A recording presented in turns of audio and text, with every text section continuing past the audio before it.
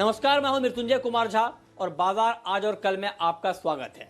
इस खास शो के जरिए हम आपको बताते हैं आज का मार्केट का पूरा एक्शन और साथ ही कल आपके लिए कहां पर कमाई के मौके बनेंगे, इस पर हम आपको डिटेल में बताते हैं।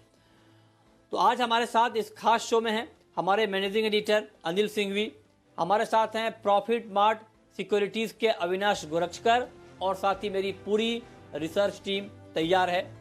देवांशी से हम जानेंगे आज के बाजार का पूरा एक्शन कैसा रहा, क्यों रहा।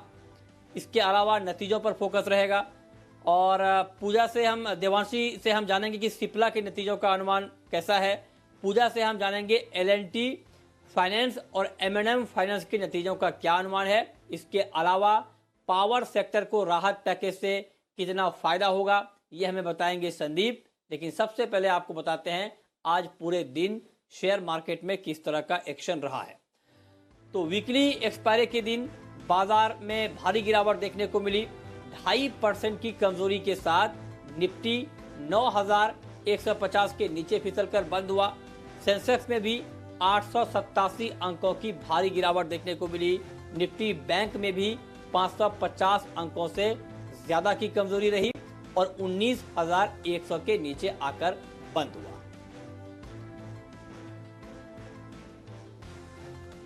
और अब आपको बताते हैं कि आज के बाजार में विदेशी निवेशकों ने और घरेलू निवेशकों ने कितनी खरीदारी या बिकवाली की है। यह आंकड़ा जरा आप देखिए। तो FIIs यानी विदेशी संस्थागत निवेशकों ने कैश मार्केट में 2,152 करोड़ रुपए की बिकवाली की है। वहीं DIIs यानी घरेलू संस्थागत निवेशकों ने 802 करोड़ रुपए की खरीदारी की है।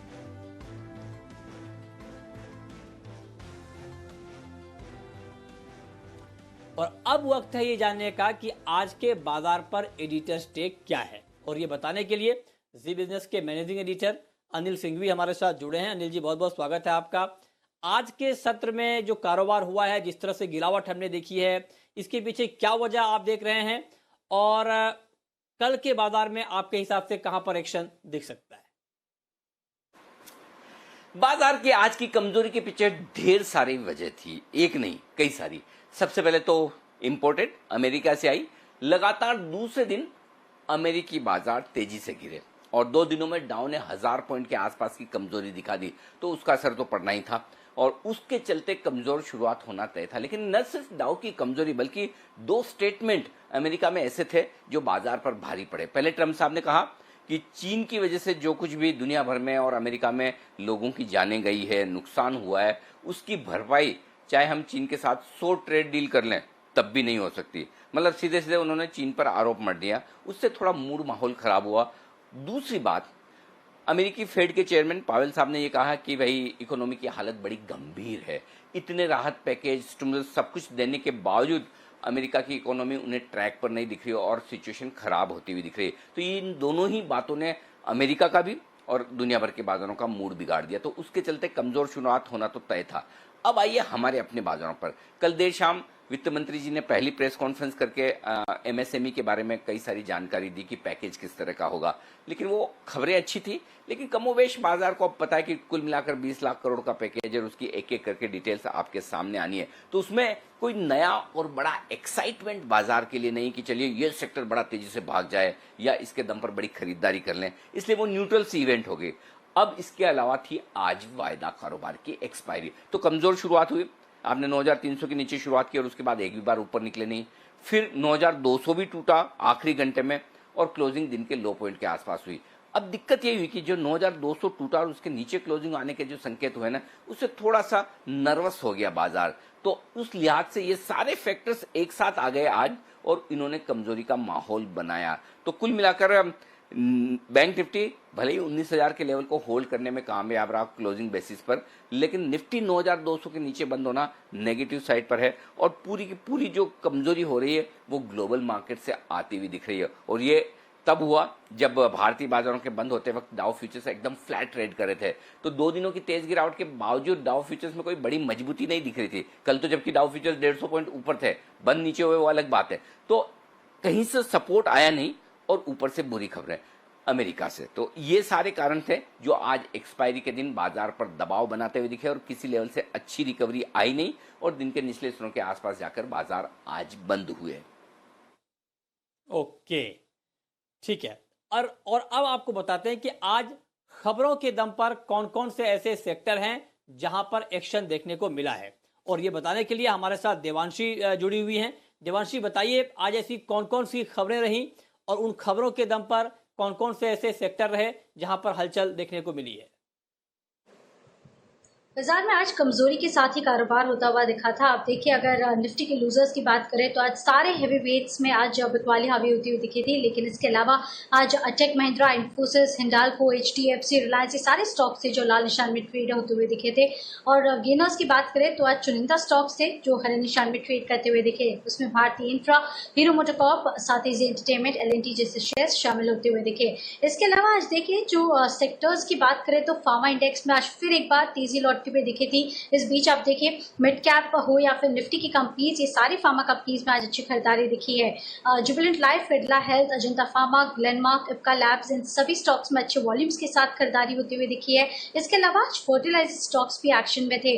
आप देखिए जिस तरह से मानसून के अपडेट्स आते हुए दिख रहे हैं, इसके चलते हमने देखा आज फर्टिलाइजर स्टॉक्स में NFL, चंबल, दीपक फर्टिलाइजर, RCF, ये सारे स्टॉक्स में आज अच्छे वॉल्यूम्स के साथ खरीदारी दिखी।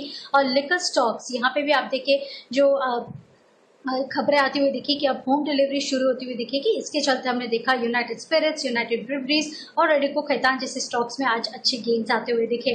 अब लाल निशान में IT स्टॉक थे।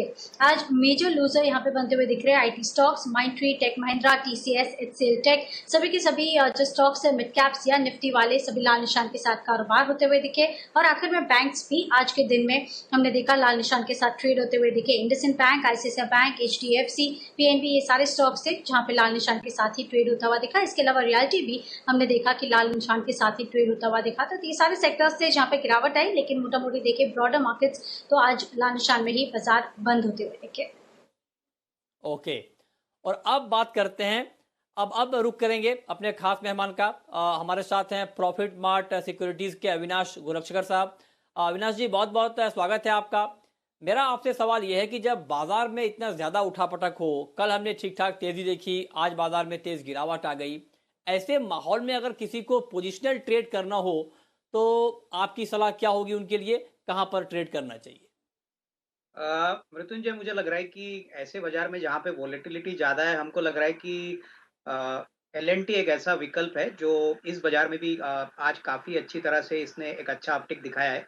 हमको लग रहा है कि अगर किसी को हफ्ते भर का कॉल लेना है लार्सन एंड टूब्रो में, तो मोर और लेस जो नेगेटिविटी है स्टॉक पे प्राइस में डिस्काउंट हो चुकी है, करंट प्राइस पे खरीदा ही जाए और 850 का एक स्टॉप लॉस लगाए और करीबन एक हफ्ते की टाइम में करीबन 925 का टारगेट पॉसिबल है। तो ये एक positional trade, positional traders definitely इसको यूज कर सकते हैं। ओवरऑल हमको लग रहा है कि मार्केट के माहौल में ये एक स्टेबल काउंटर है जहाँ पे अच्छा रिस्क रिवॉर्ड बन सकता है।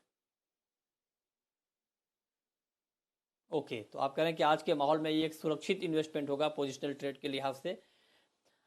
आगे बढ़ते हैं, और कल के राहत पैकेज में पावर सेक्टर के लिए 90,000 करोड़ रुपए का फंड आवंटित हुआ है, लेकिन इसके बाद भी पावर शेयरों में पावर देखने को नहीं मिला, यानी जोश देखने को नहीं मिला। इसके पीछे क्या वजह है, कहां पर फायदा होने वाला है और कहां पर नुकसान, ये डिटेल इंफॉर्मेशन के साथ हमारे सहयोगी संदीप ग्रोवर हमारे साथ जुड़े हैं। बताइए संदीप। देखिए, इसमें पॉजिटिव नेगेटिव दोनों हैं। पहले अगर आप पॉजिटिव की बात करें तो जो बिजली बोर्ड हैं, राज्य की जो वितरण कंपनियां हैं, पावर वितरण कंपनियां, उनको 90,000 करोड़ रुपए की राशि मिलेगी जो कि REC PFC के थ्रू आती हुई दिखेगी, और इससे वो बिजली कंपनियां यानी कि जो पावर जनरेशन कंपनियां उनका भुगतान अदा करेंगे जो बकाया राशि है। NTPC का ही देखिए करीब 60,000 करोड़ रुपये के आसपास का बकाया है, और 10,500 करोड़ की रकम तो ऐसी है जो कि 2 महीने से ज़्यादा हो चुकी है, जो कि इन कंपनियों के ऊपर ड्यू है।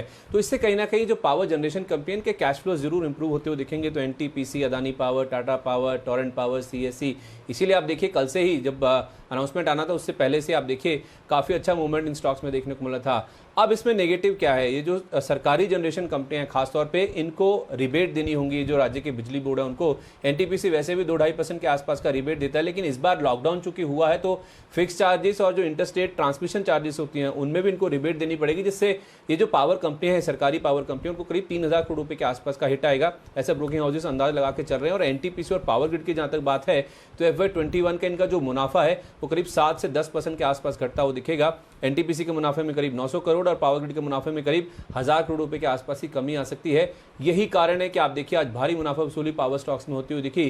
पैसा जरूर आएगा लेकिन इनके मुनाफे में हिट लगेगा रिबेट्स की वजह से, उसी वजह से आप देखिए इंपैक्ट ज्यादा देखने को मिला। ओके अविनाश जी, अभी आपने सुना संदीप ने बताया कि क्या इसके पीछे वजह है कि जोश हमने नहीं देखा पावर शेयरों में। तो अब यहाँ से आगे आप क्या ट्रेंड देख पा रहे हैं पावर शेयरों का और करना क्या चाहिए इसमें? नहीं, मुझे लग रहा है कि मृत्युंजय, जैसे संदीप ने कहा कि ये जो पावर कंपनीज को लॉकडाउन में जो रिबेट देने की बात है, ये डेफिनेटली इनके बॉटम लाइन को हिट करेगी। हालांकि ये जो 90,000 करोड़ कल एफएम ने कहा है कि ये इनको वर्किंग कैपिटल के लिए मिलेगा, तो डेफिनेटली कैश फ्लो के पॉइंट ऑफ व्यू से मदद मिलेगी, लेकिन अर्निंग्स में डेफिनेटली कटौती देखने को मिलेगी। तो अगर आप टाटा पावर, अडानी पावर या टोरेंट पावर की बात करें तो मुझे लग रहा है कि आने वाले कम से कम 2-3 क्वार्टर्स के लिए ग्रोथ मोमेंटम जो है अर्निंग्स के पॉइंट ऑफ व्यू से वो मिसिंग रहेगा। तो मेरे राय में तो अभी इन शेयर्स को इमीडिएटली ना खरीदे। क्लियरली मुझे लग रहा है कि थोड़ी सी दिक्कत इनको अपनी अर्निंग्स रिकवरी करने के लिए कम से कम 6-1 महीने तो जरूर लगेंगे। तो यहाँ पे माहौल डेफिनेटली लॉन्गर टर्म में पॉजिटिव है, लेकिन शॉर्ट टर्म में मेरे ख्याल से यहाँ पे कोई बड़ा पॉजिटिव सरप्राइज आएगा अर्निंग्स में, ऐसा लग नहीं रहा है। ठीक है, ओके आगे बढ़ते हैं। सिप्ला कल अपने मार्च तिमाही के नतीजे पेश करेगी। कैसे नंबर रह सकते हैं, मुनाफा कितना संभव है, आय कितनी होने की संभावना है, इन तमाम रिसर्च के साथ हमारे सहयोगी देवांशी हमारे साथ जुड़ी हैं। देवांशी बताइए। सिप्ला के नतीजे इस तिमाही में थोड़े से कमजोर रहने की आशंका दिखाई दे रही है। आप देखिए अगर यूएस कारोबार को देखें तो इस ज्योग्राफी में सबसे ज्यादा गिरावट का अनुमान लगाया जा रहा है, लेकिन भारतीय कारोबार की बात करें तो यहाँ से सहारा मिलता हुआ दिख सकता है। मैं आपको बता दूं कि पिछले साल सेंसिपार दवा जो थी इससे काफी अच्छी बढ़त देखने मिली थी, लेकिन इस तिमाही में इस दवा के चलते जो गिरावट आई है वो इसी दवा के चलते आती हुई दिखेगी। एंड ओवरऑल यूएस कारोबार थोड़ा सा वीक इस तिमाही में आता हुआ दिखा था। इसके अलावा भारतीय कारोबार थोड़ा सा मजबूत रहेगा और इसी के चलते आप देखिए कुल आय में करीब 1 से 2% तक की गिरावट आने का अनुमान है। साथ ही कामकाजी मुनाफे की बात करें तो इस बार करीब 20% तक कम होता हुआ दिख सकता है कामकाजी मुनाफा, और मार्जिन इस बार काफी कम होते हुए दिखेंगे। करीब 17 से 18% तक के मार्जिन कंपनी क्लॉक इन कर सकती है। साथ ही आप देखिए जो मुनाफा है करीब 2 से 3% तक बढ़ता हुआ दिख सकता है। इसके अलावा अगर दूसरी ज्योग्राफीज पर नजर करें तो यूरोपियन मार्केट और साथ ही जो इमर्जिंग मार्केट्स है इस पर भी थोड़ा सा दबाव आने की ही आशंका बनती हुई दिख रही है। अब मैनेजमेंट कमेंट्री में यही देखना होगा कि आगे की स्ट्रैटेजी क्या है। इनकी जो 2 दवा है प्रोवेंटिल और साथ ही एडवेयर, इसकी स्ट्रैटेजी आगे क्या बनती हुई दिख रही है इस पर नजर लगेगी। लेकिन ओवरऑल देखें तो नतीजे थोड़े से कमजोर आने की आशंका सिप्ला की तरफ से है। ओके कल L&T फाइनेंस चौथी तिमाही के नतीजे जारी करेगा। कैसे रहेंगे नतीजे ये बताने के लिए पूजा त्रिपाठी हमारे साथ जुड़ी हैं। पूजा बताइए। जी, L&T फाइनेंस की अगर बात करें तो यहाँ पर भी कमजोर नंबर्स ही हैं, धीमी ग्रोथ ही देखने को मिलेगी। ब्याज से आय में मामूली 5% की ग्रोथ का अनुमान है, मुनाफे में भी 7% की ग्रोथ रहेगी। और वजह यह है कि प्रोविजनिंग जो है वो इस बार भी यहाँ पर L&T फाइनेंस को करनी पड़ेगी। करीब 32% की ग्रोथ यहाँ पर सालाना आधार पर देखने को मिल सकती है। मार्जिन में दबाव रहेगा, ग्रामीण इलाकों में भी रिकवरी थोड़ी धीमी रहेगी। थोड़ा बहुत जो सहारा है वो अन्य आय से मिलता हुआ दिखाई देगा। L&T फाइनेंस के साथ एक अच्छी बात यह है कि उस पर ज्यादा कुछ असर ना पड़े, क्योंकि पेरेंटेज काफी मजबूत है L&T फाइनेंस का, और यही केस M&M फाइनेंस के साथ भी है। तो कैपिटल और लिक्विडिटी को लेकर तो ज्यादा कुछ दिक्कतें नहीं होंगी। आने वाले समय को लेकर इनकी जो बैलेंस शीट है वो मजबूत ही रहेगी, लेकिन आउटलुक आने वाले समय के लिए कुछ यहाँ पर कंसर्न और दिक्कतें देखने को अच्छा, तो ये तो आपने बताया कि L&T के कैसे नतीजे रहेंगे, लेकिन कल पूजा M&M के भी नतीजे आने वाले हैं। M&M के नतीजों को लेकर क्या अनुमान है?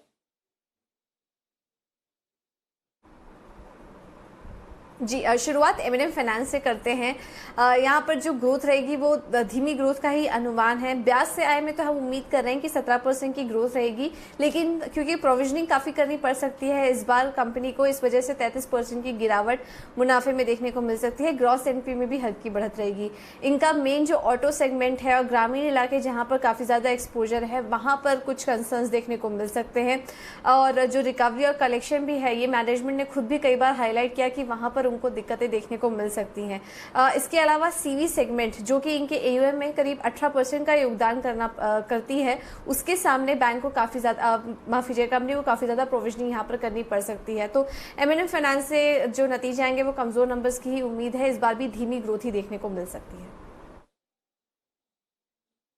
ओके अविनाश जी, अब इन दोनों कंपनियों के अनुमान को देखते हुए, नतीजों का जो अनुमान अभी पूजा ने बताया, इसको देखते हुए आपका क्या व्यू बन रहा है L&T फाइनेंस में और M&M में?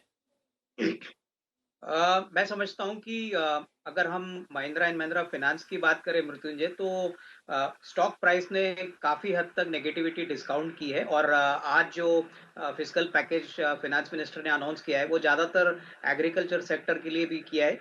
तो उम्मीद है कि आने वाले कम से कम 1-2 क्वार्टर्स के बाद होपफुली ग्रोथ मोमेंटम वापस आएगा। मैनेजमेंट ने ऑलरेडी कहा है कि इस बार जो प्रोविजनिंग होगी वो काफी ज्यादा होगी, तो ये कोई डाउट नहीं रहेगा कि प्रॉफिटेबिलिटी दबाव में रहेगी। लेकिन क्लियरली पेरेंटेज इनका भी काफी स्ट्रांग है। महिंद्रा एंड महिंद्रा इनकी होल्डिंग कंपनी है, तो डेफिनेटली लॉन्गर टर्म में डेफिनेटली अगर स्टॉक में थोड़ी गिरावट आती है तो एक खरीदने का मौका बन सकता है।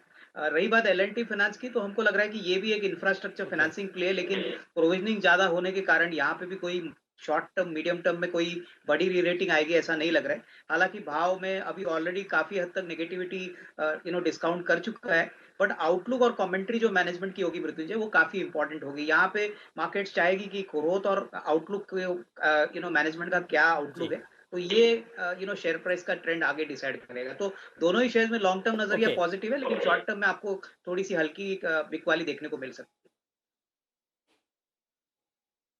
ठीक है, तो आप कह रहे हैं कि इन दोनों कंपनियों में लॉन्ग टर्म नजरिया आपका मजबूत है, ठीक है, लेकिन इसके अलावा लॉन्ग टर्म के इन्वेस्टर को अविनाश जी और कहां पर आप निवेश करने की राय देंगे?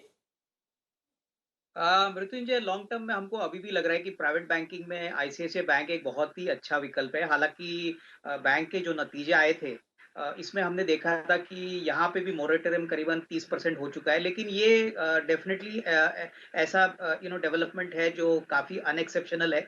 हमको लग रहा है कि जो भी आईसीआईसीआई बैंक के जो रिटेल इन्वेस्टर्स है, वो डेफिनेटली एक अच्छे क्वालिटी के बोरोवर्स है।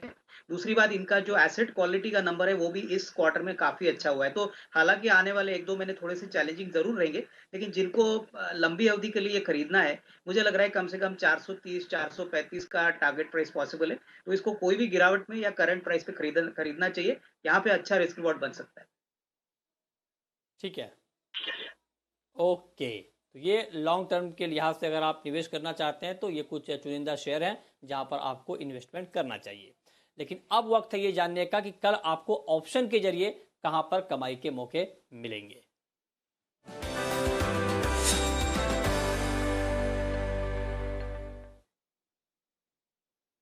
और ऑप्शन की स्ट्रैटेजी बताने के लिए हमारे साथ हैं एक्सिस सिक्योरिटीज के राजेश पालविया।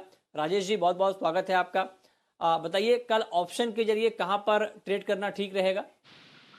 गुड इवनिंग मृत्युंजय जी। देखिए, आज जिस तरीके से मार्केट में क्लोजिंग दिया है, काफी शॉर्ट बिल्टअप होते हुए दिखा है, तो मुझे लगता है कल के सेशन के लिए 9000 का पुट ऑप्शन जो कि 21 मई का नेक्स्ट वीक का एक्सपायरी का रहेगा, वो बाय करना चाहिए, जो कि 119 के आसपास ट्रेड कर रहा था। तो 119 से 110 इसकी बाइंग रेंज रहेगी। इसमें 90 रुपए का स्टॉप लॉस रखना है। और जिस तरीके से मार्केट में आज करेक्शन था, हमें लगता है कि ये करेक्शन और एक्सटेंड होना चाहिए और हम 9,050 की रेंज में फिसलते हुए दिखना चाहिए कल के सेशन में। तो 170-180 के टारगेट हमें लगता है कि इस पुट ऑप्शन में देखने को मिलेंगे 9000 के। तो शॉर्ट करने का ट्रेड है निफ्टी में। 9000 का पुट बाय करके हम इसमें शॉर्ट प्ले करेंगे। जो स्टॉक में हमें वीकनेस लग रही है वो एशियन पेंट में अगर देखें तो कंटिन्यूस इसमें एक सप्लाई प्रेशर बना हुआ है। स्टॉक इसके एक काफी इंपॉर्टेंट लेवल के आसपास ट्रेड कर रहा है और जिस तरीके का शॉर्ट बिल्टअप का डेटा बना हुआ है, हमें लगता है ये यहाँ से इसमें सेलिंग प्रेशर बनता हुआ दिखेगा। 1480 तक के टारगेट हमें लगता है कि इसमें कल के सेशन में देखने को मिल सकते हैं। तो 1526 के आसपास ये क्लोज है आज का फ्यूचर। 1545 के स्टॉप लॉस से शॉर्ट करेंगे और इसमें 1480 तक के टारगेट हमें लगता है एशियन पेंट में देखने को मिल सकते हैं। ओके, चलिए बहुत शुक्रिया राजेश जी आपका, अविनाश जी आपका, और साथ ही मेरी पूरी रिसर्च टीम का बताने के लिए कि आज का बाजार कैसा रहा है और कल का मार्केट कैसा रह सकता है, कहां पर कमाई के मौके बन सकते हैं। तो फिलहाल इस बुलेटिन में इतना ही।